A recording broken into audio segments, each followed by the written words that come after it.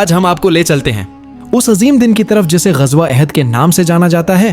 یہ ہے غزوہ احد کی کہانی، ایک ایسی جنگ جو ہمیں ہمیشہ یاد دلاتی ہے کہ کامیابی صرف جذبے سے نہیں بلکہ اطاعت رسول سے وابستہ ہے۔ ہجرت کا تیسرا سال تھا۔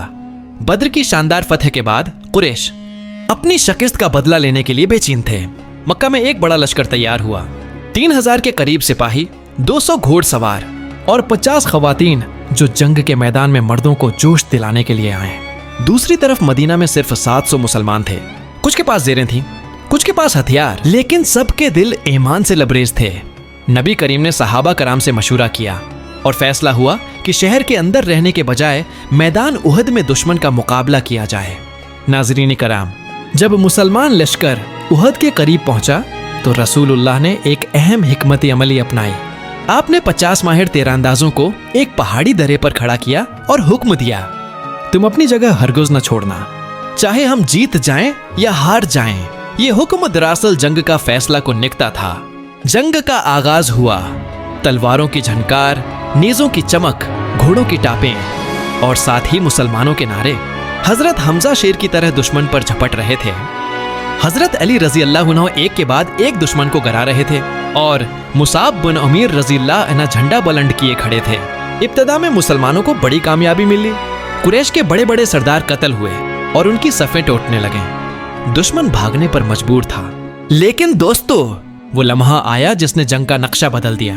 درے پر موجود تیر اندازوں نے جب دیکھا کہ دشمن بھاگ رہا ہے اور مال غنیمت میدان میں پڑا ہے تو ان میں سے اکثر اپنی جگہ چھوڑ گئے۔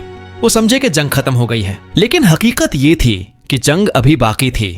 جیسے ہی وہ اپنی پوزیشن سے ہٹے، قریش کے ماہر گھوڑ سوار خالد بن ولید اس درے سے گزرے اور اچانک مسلمانوں پر پیچھے سے حملہ کر دیا۔ سوچیں ناظرین، جو مسلمان ابھی فتح کے نعرے لگا رہے تھے وہ اچانک چاروں طرف سے گھیر لیے گئے، صفیں ٹوٹ گئیں، مسلمان گھبرا گئے اور دشمن نے بھرپور وار کیا۔ اسی ہنگامے میں اسلام کے شیر حضرت حمزہ رضی اللہ عنہ شہید کر دیے گئے۔